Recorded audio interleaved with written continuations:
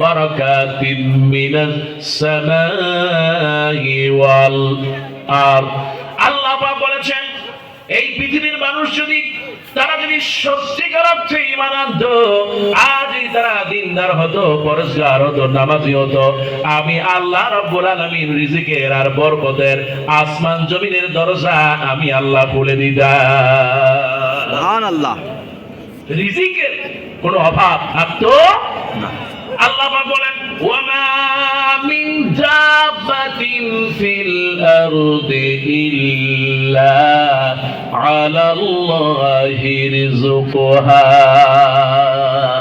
জমিনে এমন কোন প্রাণী নাই আমি আল্লাহ পাক যার রিজিকের ব্যবস্থা করি নাই। সবাইকে রিজিকের ব্যবস্থা করে কে? আল্লাহ। আমার ভাইরা, তিনি তো রহমান, এই সেই রহমান। এই রহমানের কাছে আপনি যত আসবেন